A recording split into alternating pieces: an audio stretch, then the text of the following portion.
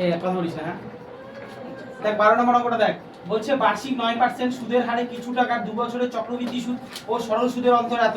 তাহলে এখানে ও আগের অঙ্কটা তো পুরোপুরি কমপ্লিট হলো না, করছিস সেটা? হ্যাঁ হ্যাঁ হয়ে গেছে। আগের অঙ্কটা পুরোপুরি কমপ্লিট হয়নি। আচ্ছা ও এটা বাদ দাও, ওটা কি চলবে? কত হয়েছিল বল, কত হয়েছিল লাস্টে, কত হয়েছিল? 576 পয়েন্ট 576.25। ও স্যার খিদা লাগছে, একটু খাবার কিনে নিয়েছি। দাঁড়া এটা 11,576.25 তো এতক্ষণ এসেছিল। আজকে খুব জ্যাম লাগছে। এবার দেখ এখানে দাঁড়া, চক্রবৃদ্ধি সুদ, চক্রবৃদ্ধি এটা কত, আগেটা পুরো হয় মানে পুরো হয়নি। 11,576.25 মাইনাস 10,000, তাহলে তো হচ্ছে 1576.25 টাকা। এবার লেখ সরল সুদের ক্ষেত্রে, সুদের ক্ষেত্রে সরল সুদের ক্ষেত্রে কি সমান সমান 10,000 টাকা, টি সমান সমান 3 বছর, আর আর সমান সমান 5%। সুতরাং সরল সুদ P T R by 100। P মানে 10,000, টি মানে 3, 5 বাই 100, 0 0 কাটলাম, 0 0 কাটলাম, তাহলে 1500 টাকা। তাহলে সুতরাং চক্রবৃদ্ধি সুদ ও সরল সুদের অন্তর 1576.25 মাইনাস 1500, তাহলে উত্তর দেখতে কত হচ্ছে 76.25 টাকা নাকি? সেটা 11 নম্বরটা পূরণ করে দেন। 12 নম্বরটা বলছে বার্ষিক 9% সুদের হারে কিছু টাকা 2 বছরের চক্রবৃদ্ধি সুদ ও সরল সুদের অন্তর এত টাকা। তাহলে 9 নম্বর 12 নম্বরটা লিখবো, এখানে p সমান x টাকা ধরি, কথা বলিস না রে,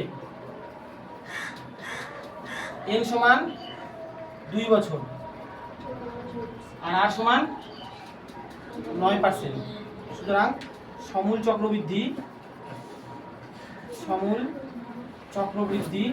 সমান সমান p into 1 plus r by 100 power n। তাহলে p মানে x ইন্টু 1 প্লাস 9 বাই 100 পাওয়ারে 2, তাহলে x ইন্টু 100 উপরে 109 100। সুতরাং চক্রবৃদ্ধি সুদ সমান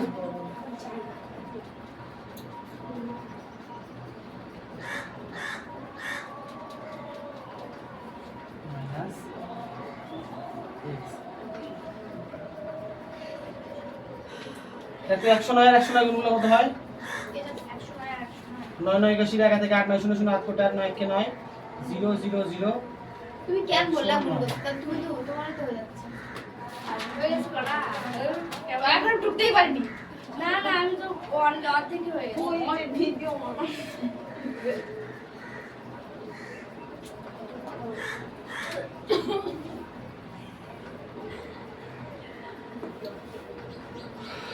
কে আজকে যাওয়ার সময় ওকে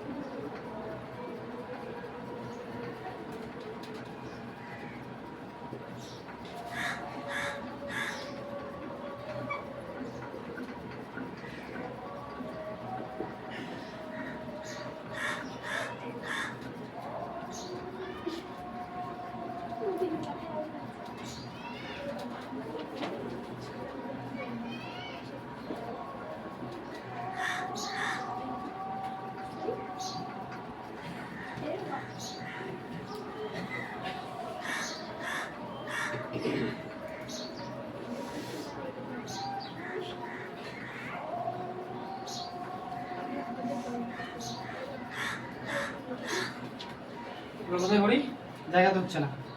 তারা আমাদেরকে করতে দাও।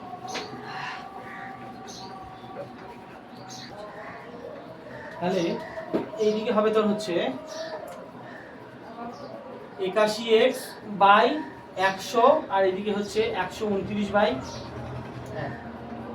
তাহলে 81x ইকুয়াল টু 129 ইন্টু 100, তাহলে x ইকুয়াল টু 129 ইন্টু, মিলবে না নাকি উত্তর?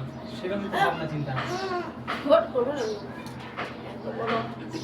না, 81 তে তো যাবেও না। স্যার খাতা করে রাখতে হবে, আমি জিজ্ঞেস করে দিতে পারি না।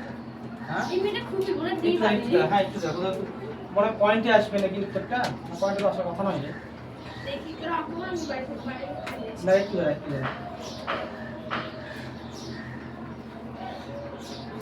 ও ওখানে ভুল হলো, 1296 ছিল। আর এটা কত দিয়ে যাবে এটা? 81 দিয়ে যদি ভাগ করি, 9 দিয়ে গেলে 9 9 81, 9 কে 9, 4 9 36, 4 9 36, না কত 16। এই উত্তর আসলে হচ্ছে তোর 1600 টাকা। হ্যাঁ 16 হ্যাঁ এই মা আরেকটা শূন্য আছে। আরেকটা শূন্য আছে, হ্যাঁ ওখানে একটা শূন্য ছিল। হ্যাঁ তিনটা শূন্য একটা শূন্য তোর ভিতরে হয় শূন্য আর একটা শূন্য। ঠিক আছে রে, এটা উত্তর হবে 16000 টাকা। এর আগেবার আসছিল। দেখ কি বলছে। 9 নাম্বারটাই হ্যাঁ কত পেজে? দেখো ধরি দাম কমার পূর্বে আগে বলতেন প্রতি ডজন কলমের মূল্য ছিল সমান সমান x টাকা, এবং বর্তমানে প্রতি ডজনে 6 টাকা কমলে প্রতি ডজনে 6 টাকা কমলে বর্তমান প্রতি ডজনের মূল্য x মাইনাস 6 টাকা।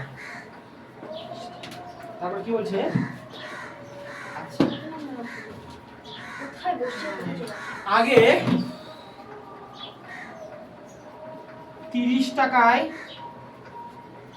কলম পাওয়া যেত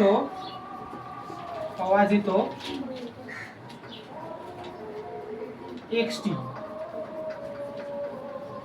আগে 30 টাকা কি ওগুলো প্রতি ডজনে 6 টাকা করে না?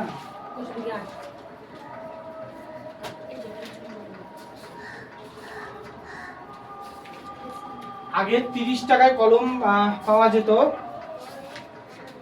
30 বাই x ডজন, মানে 30 ইন্টু এক ডজনে যেহেতু 12টি ডজন, তার মানে 360 বাই x ডজন।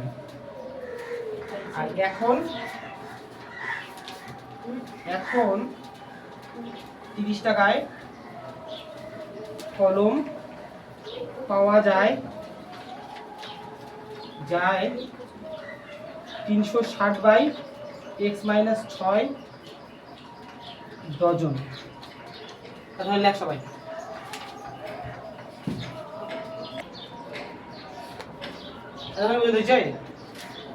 বর্তমান প্রতি ডজনের এইটা হয়ে গেছে। হ্যাঁ সপ্তাহানুযায়ী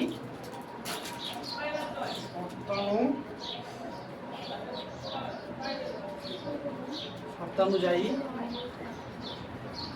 360 by x minus 6 minus 360 by x equal to 3। তাহলে x into x minus 6 360x minus 360x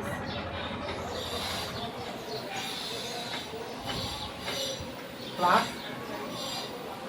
একটা কাজ করি, একটা কমন নিয়ে নিই। তাহলে x minus x plus 6 equal to 3। এখানে প্লাস x মাইনাস x কেটে দিলাম, তাহলে তো দাঁড়াচ্ছে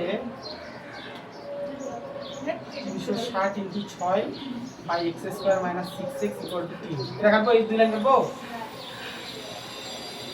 তাহলে 3x square minus 18x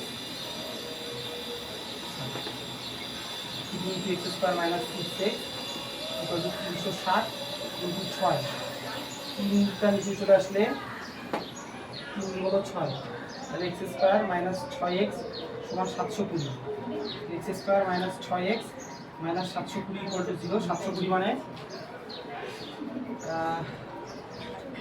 72 into 10 8 into 9 into 10 এটা তো 6 না তাহলে 8 ইন্টু 3 24 আর হচ্ছে 30 x square minus 30 minus 24 x minus 720 equal to 0 x square minus 30x plus 24x minus 720 equal to 0 x common নিলে x minus 30 x minus 30 plus 24 equal to 0 তাহলে লিখতে পারি x minus 30 x plus 24 equal to 0 তাহলে হয় x minus 30 equal to 0 আর হয় x plus 24 equal to 0 x এর মান 30 আর x এর মান মাইনাস 24 তাহলে দেখ উত্তর কত আছে উত্তর কত আছে এই যে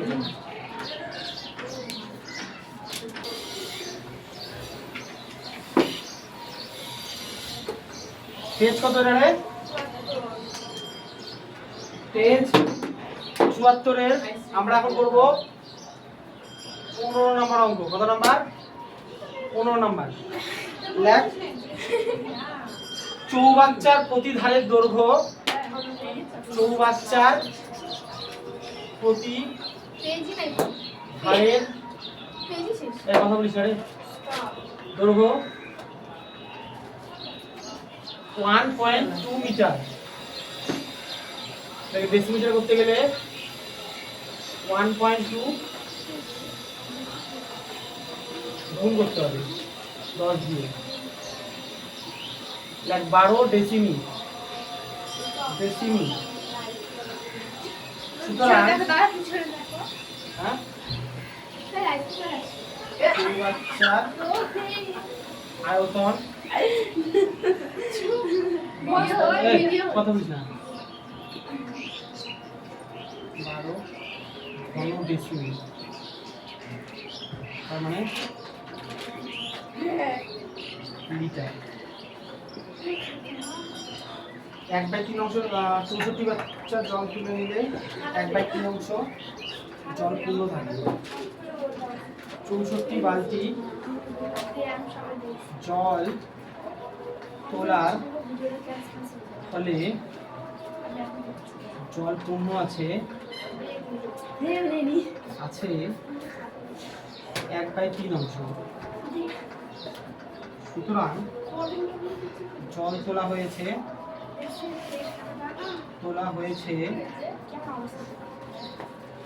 1 মাইনাস 1/3 2/3 অংশ 2/3 অংশ তাহলে কয়টা কর এবার লিখবো যে পরিমাণ জল তোলা হয়েছে সমান সমান 2/3 ইন্টু 12 ইন্টু 12 ইন্টু 12 3 4 12 8 ইন্টু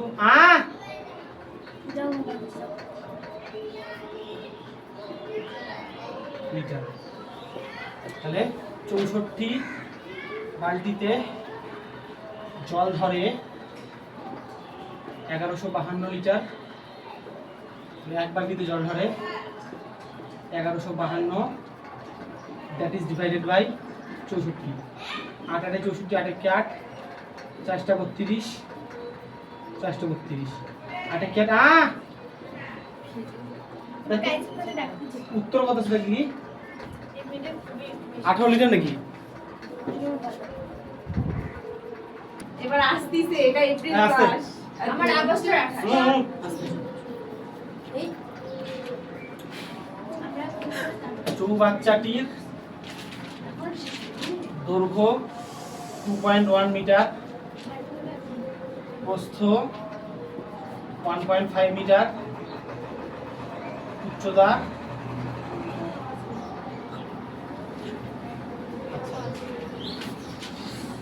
ধরি 630 লিটার, আচ্ছা ডেসিমিটার করে দিই, হ্যাঁ এত তাহলে 2.1 ইন্টু 10 মানে এখান থেকে 10 নামবে 21 ডেসিমিটার।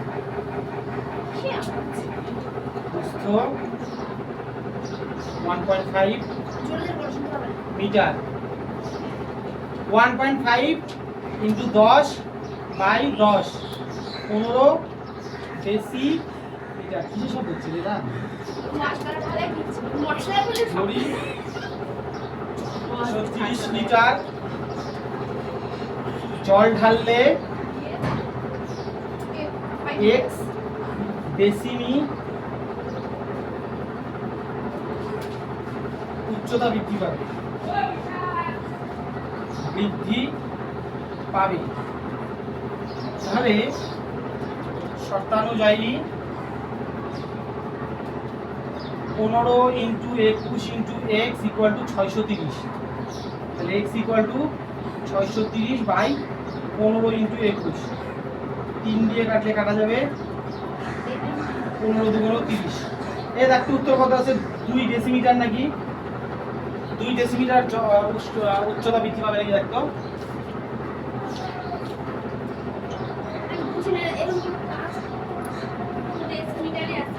2 ডেসিমিটার, ঠিক আছে।